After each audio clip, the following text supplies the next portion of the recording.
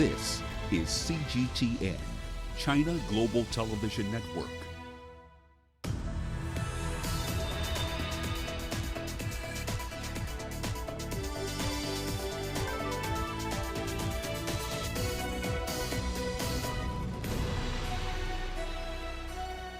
Hello there, welcome to this edition of Global Business Africa. In the course of the hour, we'll run through all the business news stories you need to know about from Africa and beyond. Let's start with a quick run through the markets here for you. With the exception of the bourse in Nigeria, pretty much all the other markets we track pretty much started the day in the red. We'll also be focusing on MTN in a moment, but it's worth pointing out that the firm's shares at the JSE are closing the year about 6% lower. They haven't quite recovered to the peak they hit earlier in July. MTN Nigeria heading in the opposite direction though. Since its listing in May, shares peaked at about 41 US cents in September. They've fallen quite a bit since then, but on course to close 6% higher. But might a lawsuit alleging terror financing in Afghanistan change all this? We'll find out. Here's what's coming up tonight. Uganda is looking to plug a budget deficit of nearly $2 billion. Ghana is considering ditching its currency in order to join the ECHO. And we'll review the year that global economic titans clashed over trade policy.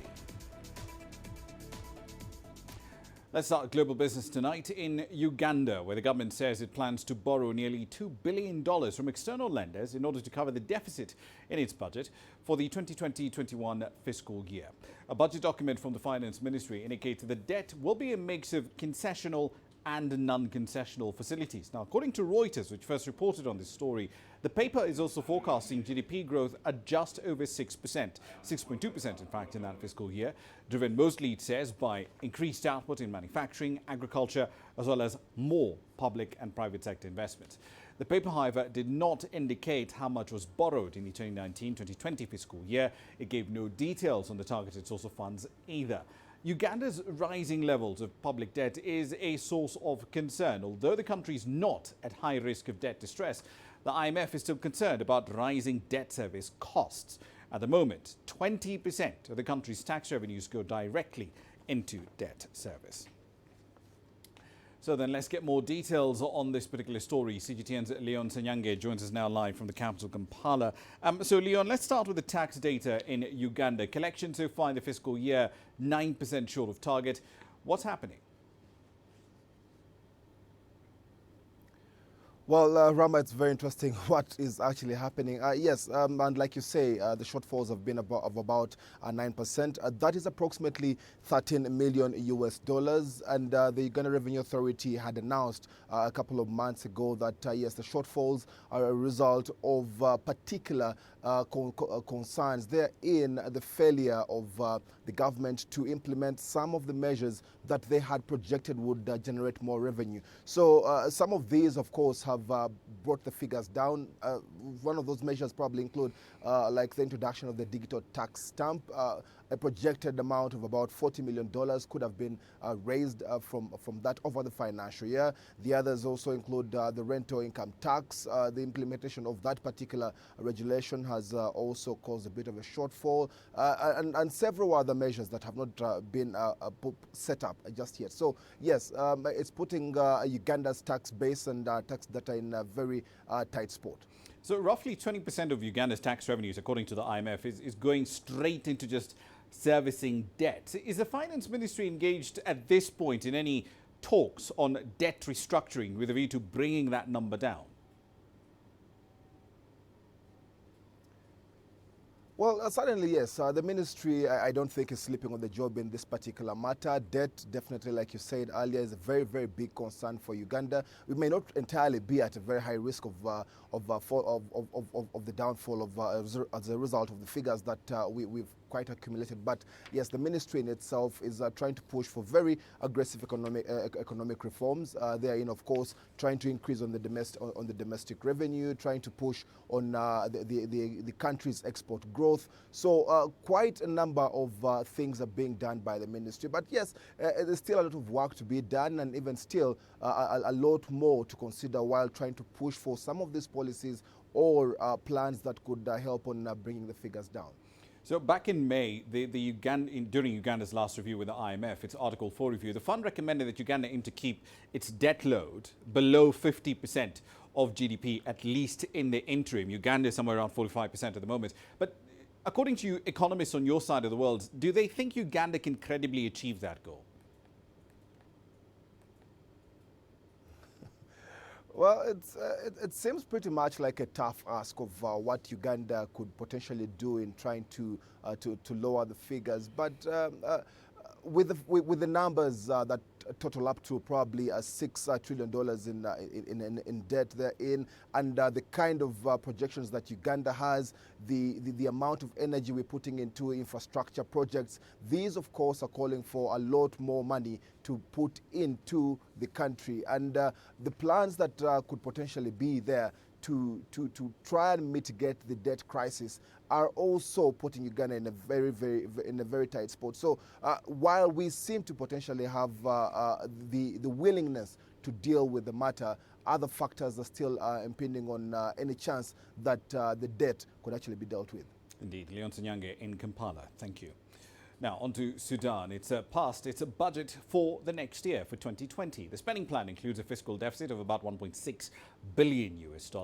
This is the first budget that Sudan's parliament has passed since the toppling of the country's longtime ruler, Omar Hassan al-Bashir. The budget has projected tax revenues of about $12.6 billion, with much higher expenditure on healthcare and education baked in. Now, the country's transitional government also floated a proposal to lift some subsidies in 2020, but it ultimately decided to postpone that proposal until at least March next year, when an economic forum will be held. Sudan's economy was hit pretty hard when South Sudan seceded back in 2011. The separation cost it 3/4 of its oil output. That used to be a very crucial source of foreign currency.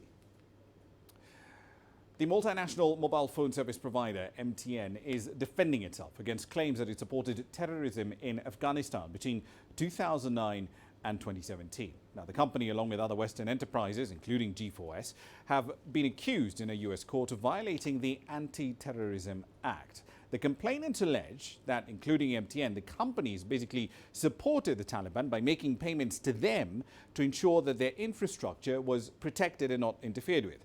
The payments were allegedly as high as 40% of the value of the company's projects or infrastructure, and they're often done through subcontractors. According to the Washington-based Courthouse News Service, there are nearly 400 people who are claiming unspecified damages. Now, back in East Africa, urbanization is proving to be a bit of a necessary evil in Rwanda. Slum dwellers in the country's capital of Kigali are accusing city authorities of razing down their homes without paying them compensation first. That in turn has angered poor Rwandans who feel marginalized by a government-led push to modernize the capital. Here's CGTN's Terry Wangari with the details. This month, the first of thousands of homes slated for demolition in Kigali's unplanned settlements were bulldozed. City authorities say the homes were built illegally on wetlands or areas deemed at risk from landslides and flooding. Those evicted were being offered lodgings elsewhere. But many of Kigali's poorest no longer feel welcome in a city that has undergone a major facelift. As you see here, the situation is pretty bad. We demolished several houses without knowing where we will go next. There are people living in the streets while others live in local schools. The authorities came and said that when the rains come, there will be big floods. But those floods, nobody ever saw them. The facelift is part of President Paul Kagame's master plan to turn Rwanda into a wealthy nation by 2050. The capital has been the focus of a multi-billion-dollar infrastructure blitz in recent years, with futuristic convention centers, five-star hotels, and modern flats altering the skyline. The city has earned a reputation among African capitals for its unusually ordered and clean streets. These slums are disparagingly called Banyahe, a name roughly translated to where I can defecate, and border some of Kigali's most exclusive postcodes. City authorities insist the evictions are for the good of the people, but a lot of the residents here beg to differ. The inhabitants did not refuse to demolish the houses, but what should be preoccupying the government is first looking for a place for these people to stay.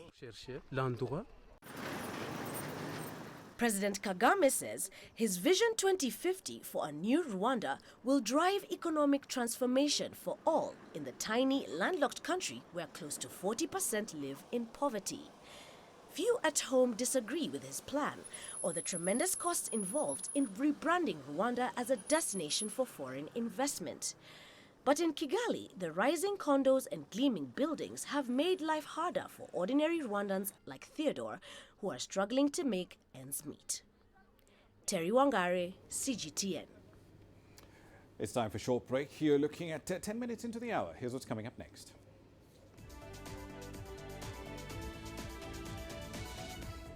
We'll explore why Ghana is considering ditching its SEDI in favor of joining the ECHO. And at least half of Zimbabwe's population is on the brink of starvation. We'll explore what needs to be done to solve that when we come back. The world economy as we know it is about to change. Global business reports highlight emerging markets, developing countries, and dynamic sectors worldwide. We feature top analysts and newsmakers to provide perspectives on every facet of business. From an on-the-ground perspective, we provide you with balanced and objective assessments. Fast, sharp, and insightful. Global business. Only on CGTN. Every story starts out like this. Okay. We'll head up now. But beyond the rush of the numbers, there's always a more fundamental question. What happened? Who has been affected? When market-moving decisions are made, who's responsible and why? Let's get some reaction on ground. Joining us in Johannesburg is Central Nairobi. Hello, Nairobi. This is how all stories begin. See how they end. Only on Global Business. Africa is the nexus of enterprise, and Global Business will tell you why it matters. From the mega investment projects to multi-billion-dollar mergers and acquisitions. Africa today collects, just in terms of revenues from taxes alone, $545 billion a year. If you take 10% of that and you devote it to the energy sector, problem solved. All this on Global Business, weekdays at this time on CGTN. Economic data out of the country. The country's foreign currency reserves. With a dedicated and diverse team of anchors, CGTN now brings Africa to the palm of your hand. I'm Perina Karibe in the heart of Nairobi, which is bustling. From everyday heroes to the continent's most powerful figures, we bring their voices to you. We haven't changed. And this is something most of us are very excited about. We bring you news that's changing perspectives.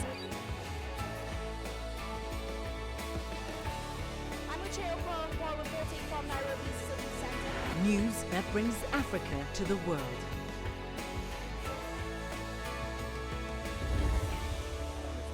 CGTN. See the difference.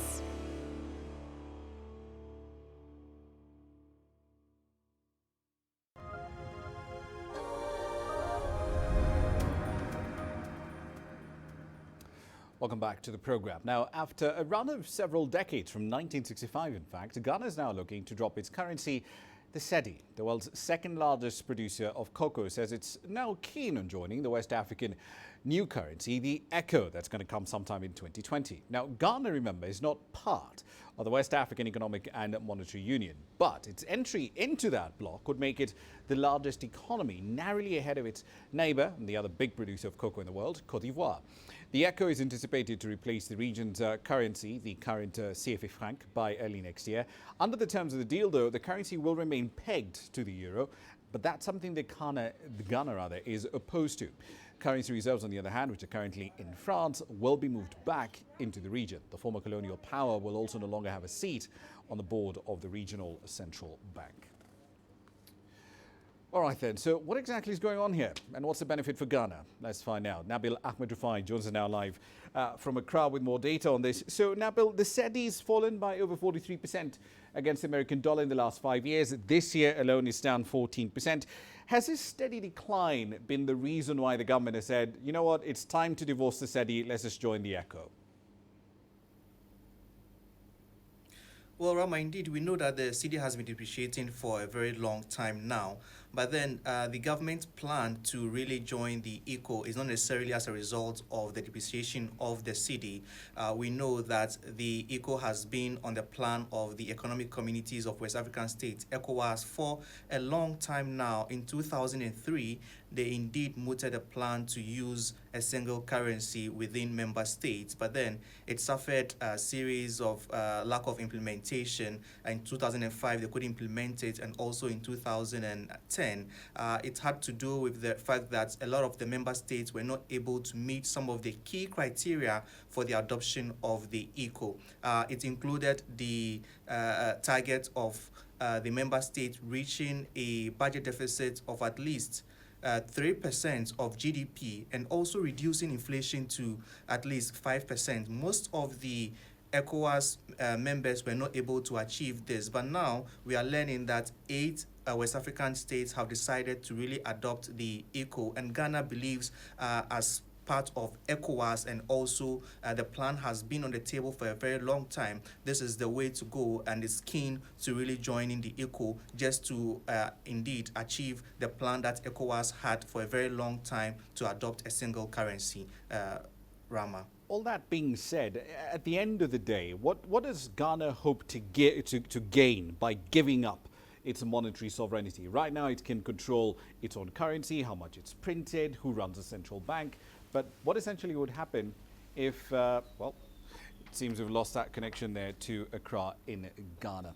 Right, then let's move on to the world of commodities. The mining company Rio Tinto is gradually resuming operations at its South African mine, which was closed earlier this month. Management expects the Richards Bay Minerals unit to return to full operations by early 2020. Now, in recent months, violent protests, often characterized by deadly shootings and barricades made of burning tires, have made it pretty difficult for some of the world's biggest mining firms to operate in South Africa. As a result, Rio Tinto was actually forced to stop its mining operations in early December.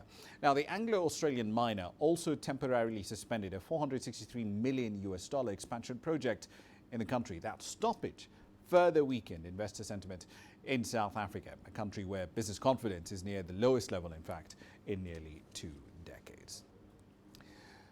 Sad news from the Southern African end of the world. More than half of Zimbabwe's population of about 16 million people will need food aid in the next 6 months. The country is currently facing a full-blown famine. It has been made even worse since the last growing season was hit by one of the worst droughts in recent years. Here's CGTN's Farai Moktuya with all the details.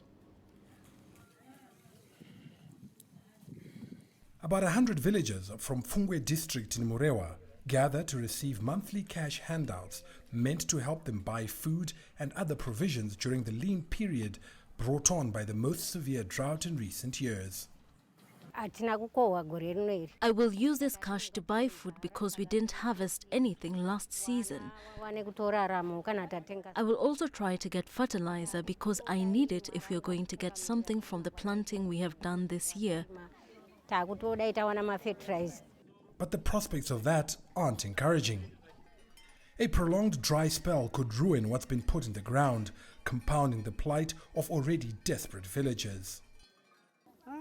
This will be the third year in a row that we're suffering from poor rainfall. Even the short season varies, and the drought-resistant crops that we've been encouraged to grow are failing. So there's a lot of hunger in this region. Government has been supplementing aid efforts through 50-kilogram maize handouts to about 600,000 households. But that's put a strain on an already cash-strapped treasury. Our concern now, when we look at secondary data, discussions with the government, we do not know whether this program would be sustainable and whether it would continue at the level that the government has been implementing the food deficit mitigation program. And so for us, we look at the severity of the situation, and coupled with the fact that the forecast for this 2019-2020 agricultural season is also not good. It is almost similar to last year's forecast. That means some Zimbabweans may have to brace for another barren season and yet again rely on aid to avoid going hungry. Farai Makutuya, CGTN, Harare, Zimbabwe. Now, as internet access became a lot more affordable in Africa's most populous nation, social media use has quite literally exploded. Nigeria, for instance, has over 22 million Facebook users, and that was back in 2018. It's forecast to rise to at least 30 million by 2023. In the fourth quarter of the year, though, the country's legislators revived efforts to impose legal limits on access to and the use of social media platforms like Facebook. As the GTN's Kelechi Mekalam now reports, that didn't go down well with tens of millions of Nigerians. It's back to the battleground for human rights lawyer and activist Martin Obono. His ammunition, the social media. For over a decade, Martin has used various social media platforms to advocate for transparency in governance, electoral reforms, human rights and social justice. He's propelled mass action against unfavorable policies and conditions, and he's totally averse to the prospect of a social media bill. I think social media bill is a very repressive piece of proposed legislation that is geared towards legalizing illegality and giving legitimacy to shrinking civic space that the government is all out for against the citizens. So it is something that basically is trying to make citizens of Nigeria to be afraid of speaking up and to also reduce free speech. There are two bills before Parliament, the hate speech and the social media regulation bills. Both have enjoyed quick progress on the floor of the Senate. Lawmakers say the essence of the bills are to curb fake news and comments capable of inciting on the internet. One had the death penalty, which was eventually removed following public outcry, and the other empowers government to shut down the cyberspace as deemed fit. And the bills have generated a myriad of reactions here. We're so secure. Do I call it server or the internet, that people will not just post anything anywhere, especially on that way, because some people are posting some things that they don't even know the meaning. It's just against human rights. You can't tell me not to talk, whereas you can talk. It's just totally not right. You're a human being, you should have a mind of your own, a say of your own. That's the advice I have for the youth of Nigeria. It's commonplace for even democratic governments like Nigeria to use positive laws to regulate citizens for public interest. But the storms of protests, hashtags and campaigns against the social media bills is mostly because citizens believe that social media has done more good than harm in the country. And Nigeria's 30 million new media users feel the bill is a war on their voices, freedom and rights. Kelechi Mekalam, CGTN Abuja, Nigeria. All right, then let's revisit one of our earlier stories. The plan by Ghana to essentially join the West African replacement for the West African CFA. It's going to be renamed the ECHO next year. It's still going to be pegged to the euro, but the reserves that the member states that use it have essentially had at the French Central Bank, those will come back into those specific countries. Nabil Ahmed Rufai joins us once again from Accra on this story. So, Nabil, what does Ghana hope to gain by giving up monetary sovereignty? That's a very powerful thing to give up. So basically, it's not necessarily as a result of the depreciation of the cedi. We know that has been a problem for a very long time now. But then the adoption of the ECO has been part of the Economic Communities of West African States, ECOWAS agenda, for a very long time. In 2003, they planned to really adopt the ECO currency, but then that did not happen as a result of failure of some of the member states of achieving some key points criteria for the adoption of the ECO. One of the criteria had to do with the fact that they had to achieve a budget deficit of at least 3% of GDP and also reduce inflation by 5%. Clearly, most of the West African states, 15 of them, were not able to achieve that. So that adoption of the ECO had to be postponed. Now we are learning that 8 West African countries have decided to adopt the ECO. They are going to drop the CFA and adopt the ECO. And Ghana thinks that indeed it's about time it also gets interested in adopting the ECO, because it has been on the ECOWAS plan for a very long time now. So it's not necessarily as a result of the depreciation of the cedi. It's something that has been in the plans of ECOWAS for some time now, Rama. Right. So the president, in his statement, said that joining the bloc using the ECO will essentially remove trade barriers within ECOWAS. But looking at the data, Ghana's main trading partners on the continent are South Africa, Burkina Faso, Nigeria and Togo. Only 2 of those use the ECO. So how does this solve that trade problem that he's talking about? Well, basically, adopting the ECO has to do with regional integration. I mean, achieving an integration within the sub-region. And these 15 West African countries believe coming together to use a single currency is going to really achieve that regional integration that they are talking about. So they believe once they all come together and adopt the ECO, trade is going to be boosted, and also the economies of member states are going to be really boosted. So, well, they are saying that that is why they would want to achieve, adopt the ECO, just to improve regional integration and also boost the economies of member states. So on their own, that's what they believe is the way to go. Although Ghana indeed does a lot of business with South Africa and other African countries, but then within ECOWAS, within the ECOWAS bloc, they also believe the ECO would help improve bilateral trade and multilateral trade among their member states and also improve economies of these 15 countries, Rama. Well, that's certainly going to be one of the more interesting economic experiments to look at next year. Nabil Ahmed Rufai there, live in Accra. Thank you. Now, time for a short break. Here's what's coming up next.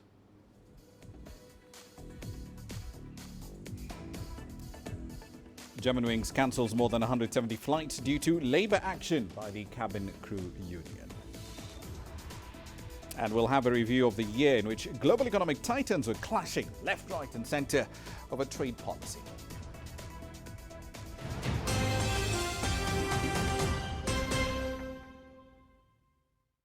Business in Africa is at a crossroads. We celebrate those who are adopting and thriving despite the challenges, from grassroots to big businesses. Global Business takes you along for the ride as we track the making of a giant. Only on CGTN.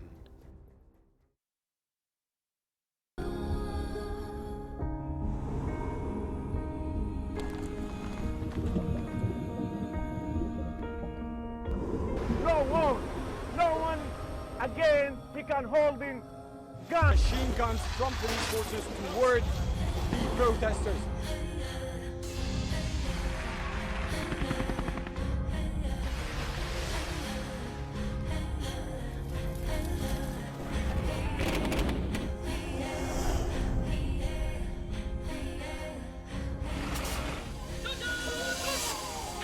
Were you worried about your life at that particular time? Not at all. Your Excellency, thank you very much for your time now. What is your assessment of the state of the continent today? Africa has the potential to power itself. Excuse me.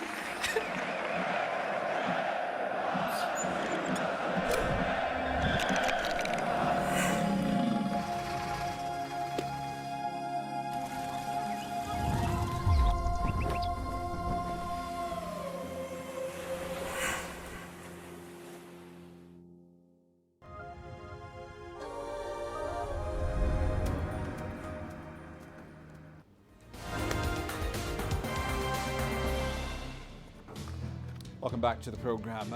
Here's a run through some of the stories making headlines at this hour. Starting in Turkey, the country is seeking to fast-track a bill through its parliament to deploy troops to Libya. Now, just last week, Libya's government of national accord requested support from Ankara to counter a months-long offensive by eastern forces led by General Khalifa Haftar. In response to the state of instability, Turkey's foreign minister has been trying to speed up the rate at which this legislation is approved, but he failed to consolidate support after meeting with opposition leaders on Monday. Mogadishu's Benadir University has lost 15 of its students following Saturday's truck bomb attack. 19 others sustained injuries after their bus was caught up in that attack. Those who were critically wounded have been airlifted to Turkey for further medical attention. Somalia's National Intelligence and Security Agency says a foreign party was behind this particular attack. Elsewhere, a court in Sudan has sentenced 27 members of the National Intelligence Service to death by hanging. The group is accused of killing a teacher in detention in February during the protests that eventually led to the overthrow of the former President Omar Hassan al-Bashir. This is the first time that Sudanese courts have handed down convictions over the crackdowns on demonstrations in the months before and after Bashir was kicked out of power in April. And finally, more than half of Zimbabwe's population of 16 million are predicted to need food aid in the next 6 months. The country is currently facing a full-blown famine, and that's been made even worse by one of the worst droughts in recent years. The government has been supplementing aid efforts through 50-kilogram maize handouts to about 600,000 households, but that has put an enormous strain on an already cash-strapped treasury. That's a run through your headlines.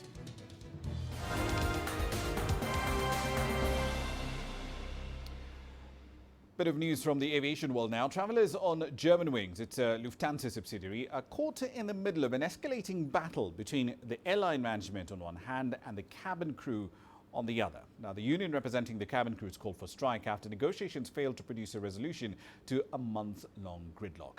The low-cost carriers cancelled more than 170 flights so far. Here's CGTN's Tony Waterman with the latest from Frankfurt.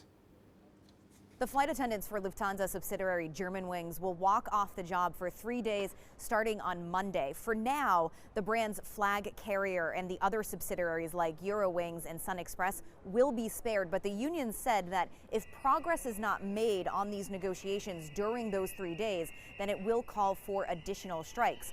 Arbitrators met with representatives from both sides right before Christmas, but the union said that those talks were a failure. UFO, that is the union which represents Lufthansa's 21,000 cabin crew, it has staged a number of strikes in recent months, the most recent of which was in November. That 2-day strike saw flights grind to a halt across Germany. 1,500 flights were canceled. That impacted some 200,000 passengers. And the union, it is demanding better benefits, especially for entry-level jobs and easier routes to long-term contracts. But this impasse is really about deep mistrust on both sides. Lufthansa has slammed UFO's previous strikes, calling them illegal, and says that the strikes will not resolve anything. For travelers, though, it could cause severe disruptions as thousands of passengers try to make it home after the Christmas holiday. Tony Waterman, CGTN, Frankfurt. Now, 2020 is set to have some pretty interesting economic events and trends on our radar, but not everyone's optimistic as GDP growth around the world is slowing down, markets hit ever higher peaks, and we're worried about the crash that will eventually come, and long-running trade rows are still largely unresolved. With a global recession looming, world economic growth and trade continue to slow down. Lowered economic forecasts, like the one from the Organization for Economic Cooperation and Development, paint a picture of uncertainty and instability for 2020. China, however, maintains a solid foreign trade foundation in this severe and complicated environment. Investment cooperation from Belt and Road countries continues to come in. Investment in countries along the route amounted to $12.8 billion, an increase of 0.5% in total foreign investment, and the cumulative investment has exceeded $100 billion. The foreign investment law and its regulations have greatly improved China's business environment and foreign investment protection. It promotes foreign legitimate rights and interests, especially the protection of intellectual property rights, and solve the pain points that have long plagued foreign-funded enterprises with regulations. It will greatly enhance companies' sense of gains. Experts say investment protection will remain paramount in 2020, with the goal of establishing a sound foreign investment service system to safeguard foreign companies' legitimate interests. Customs statistics show China's imports from and exports to the United States down 9% in the first half of 2019 at 1.75 trillion yuan. That's just over $250 billion US. Trade disputes pose risks. Some countries have tightened security reviews on foreign investment. It has affected all investing countries, including China, causing investor concerns. We believe these types of security reviews are based on concerns over national sovereignty. However, they should not be an excuse to promote protectionism.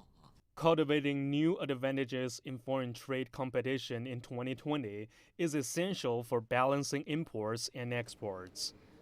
Wang Hao, CGTN, Beijing.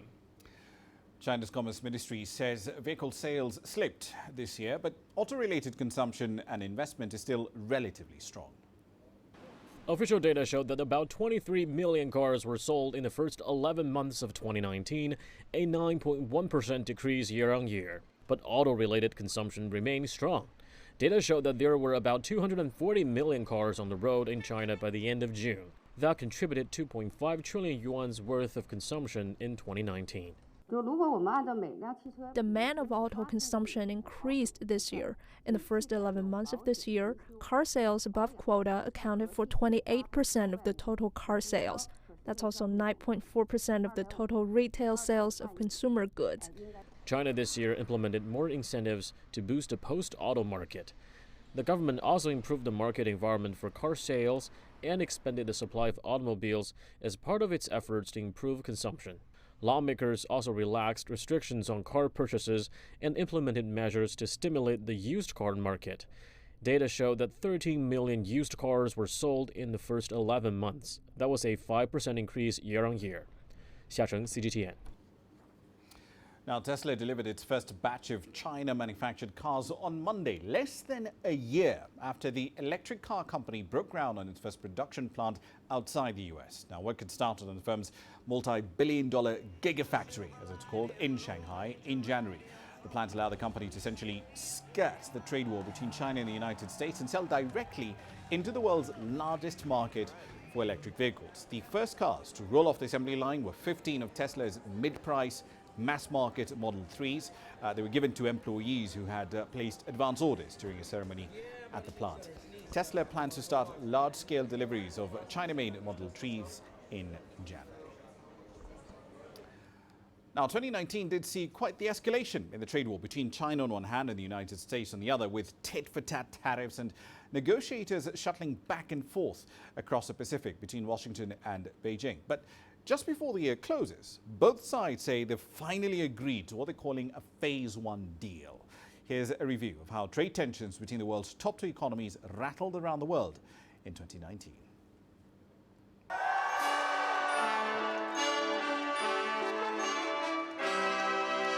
The Phase 1 trade deal arrived just in time for Christmas and received festive greetings from the White House. I was doing the final touches on the China deal, and that's going to be one of the great deals ever. As well as from Beijing. The agreement will help improve the cooperation between China and the US in economy and trade.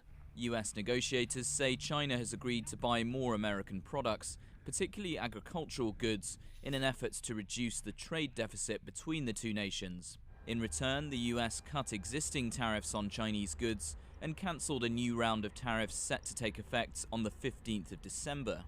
That would have seemed nearly impossible at the start of the year, which began in stalemate. Then in May, US President Donald Trump hit the escalation button on Twitter. He announced tariffs on Chinese goods worth $200 billion would increase to 25% and also threatened to impose additional tariffs. That meant missed opportunities for some parts of the US economy. The agricultural sector has been particularly damaged in this engagement of a trade war with China. There had been opportunities for the United States to really sell pork, for instance, to China, because there was this big outbreak of African swine flu in China. And yet, because of this trade war, it was very difficult for U.S. exporters to actually take advantage of that and export to the Chinese market. Then in June, on the sidelines of the G20 summit in Japan, President Trump and China's leader Xi Jinping agreed to come back to the negotiating table. On-again, off-again trade talks eventually led to the Phase 1 deal, and some U.S. trade experts believe President Trump got exactly what he wanted. The deal has to do with November 2020, in the sense that, and I think this is not just with the China deal, it's with their pressure for the US-Canada-Mexico deal. It's the decision that the president has made, apparently, though he keeps hedging on it, not to introduce bogus national security automobile tariffs. So he has a track record that he thinks he can run on. So a topsy-turvy 2019 led to a Phase 1 deal, but some of the most contentious issues in the trade relationship, like state subsidies for Chinese companies, are still on the table as we head into 2020. Giles Gibson, CGTN, Washington. For industries hit by a first wave of sanctions like the steel industry, 2019 has been a year of major adjustments. Tisco, China's third-largest stainless steel manufacturer, has managed to cope with the additional tariffs. After the U.S. tariffs, our American clients suspended business with us for about 2 months, but they couldn't find another supplier as good as us. So eventually they resumed our arrangement and decided to pay 70% of new tariffs, while our agent took the other 30%. Tisco has also found new markets to buffer themselves from the losses. In recent years, while maintaining traditional markets, we've been exploring new markets in Southeast Asia and the Middle East, especially those along the Belt and Road route. China's tech companies also witnessed some twists and turns in the year 2019. Among them, the most headlines went to industry giant Huawei. The company has had to break the siege led by Washington and its allies under the name of national security concerns, while fighting for the freeing of the founder's daughter, also company financial head Meng Wanzhou, who has been held by the Canadian government under request from the U.S. The Phase 1 deal is also expected to focus on China's alleged subsidies on state-owned companies, a major U.S. concern China has started dealing with by passing the Foreign Investment Law in March. Tesla was one of the first automobile companies to set up a car factory in China with independent foreign ownership. The opening up policies have been a steady movement towards opening, and we feel very optimistic about the long-term future. Business owners from both China and the United States are now holding their breath for the complete text of the hard-earned Phase 1 deal, which would hopefully open up a friendlier trade relationship. Ma Ke for CGTN in Beijing. Good run through commodity prices here for you. So Brent crude has gone up a little bit. $68 a barrel was one of the numbers earlier in the day. It's pulled back a little bit since then, down to about $66.70 a barrel as we speak. That said, this is the best year for that commodity since 2016. And it's not just for Brent. WTI is also seeing some particularly stellar gains, in part because, of course, of the truce that we're seeing now between the United States and China, with that Phase 1 trade deal due to be signed sometime in the next week or so. But what happens beyond that into 2020? That's $1 million question. Here's what's coming up next.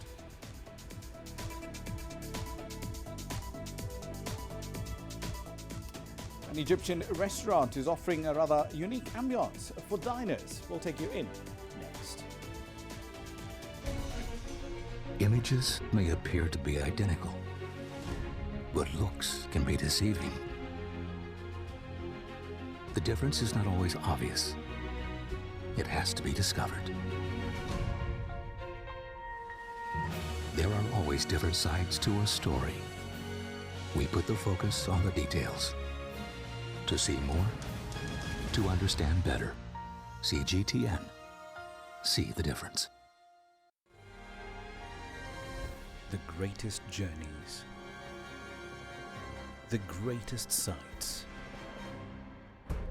The greatest adventures. Here in Qanater, this weir allows the locals to walk on water. We're far more than just TV news. We're your passport to the wonders of Africa. to bring you stories of struggle, survival and hope.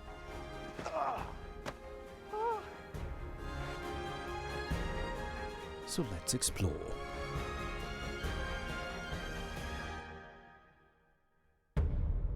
CGTN. See the difference.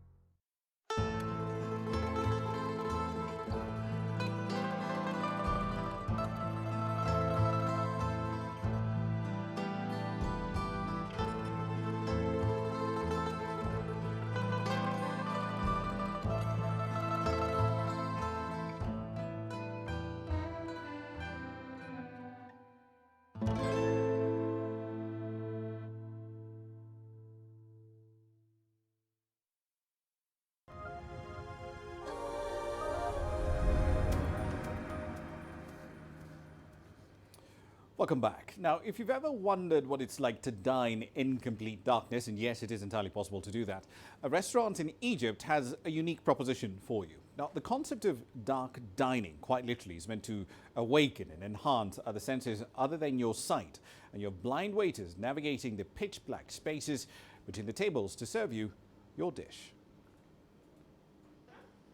Does food taste the same when you can't see it? Well, that's a question this Cairo restaurant aims to answer. The basic principle here is enhancing one's physical senses. The mobility, how you move on the dark room, how you need to sit as the people in the dark room, how you need to. It's the same like in ordinary restaurants, but we need to do with mobility. Everything is with mobility because you have a different table, you have a number of chairs by table. So yes, it's like another noise, but it's in the dark.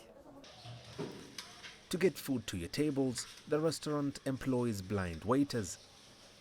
For people like Samira, there is an element of trust involved in the experience as she takes the customer into a world only familiar to those suffering from visual disability.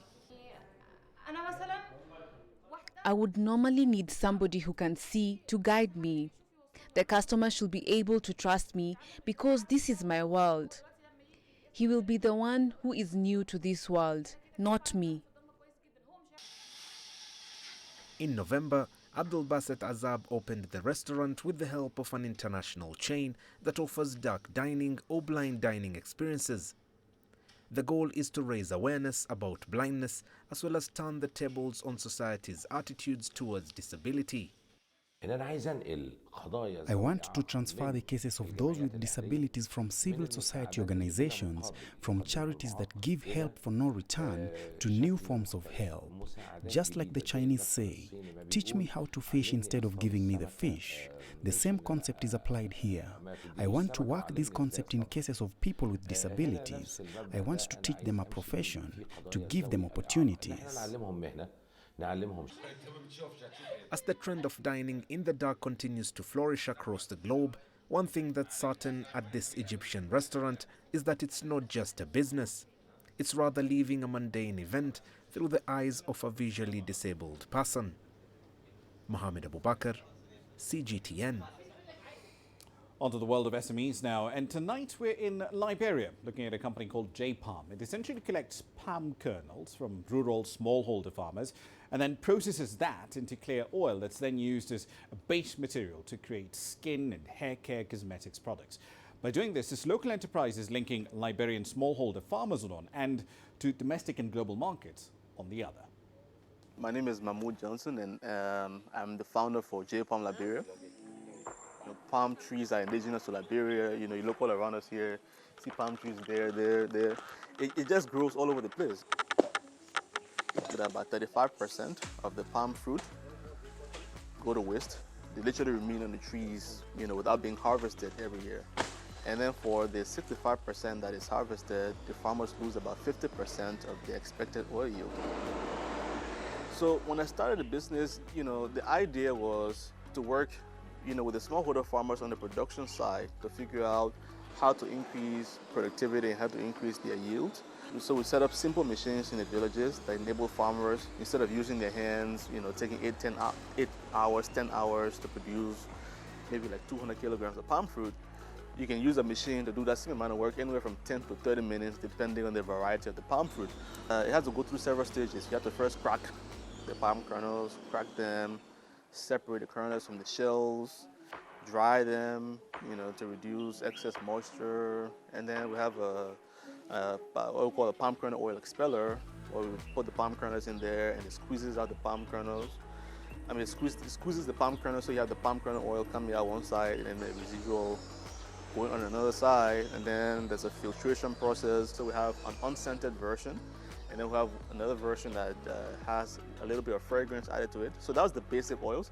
But we also now have started to use the oil as a base in other products. So we have lotions, for example. The lotions contain palm kernel oil and shea butter.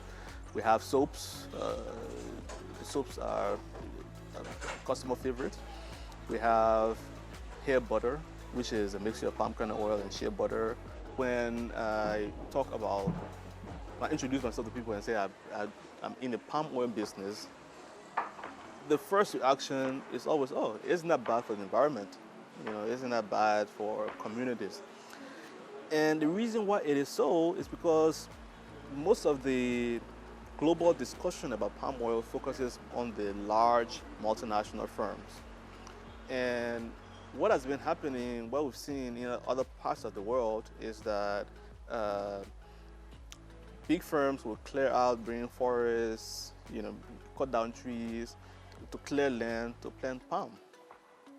And through that process, destroy animal habitats, and destroy, ecosystems. And so our model is to focus on the traditional, original oil palm variety that doesn't cause deforestation, because again, nobody really has a plant, it grows by itself.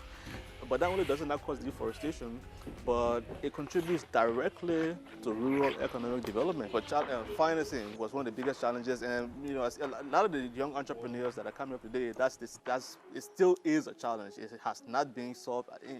We have small programs that have been set up here, but it still is a big challenge.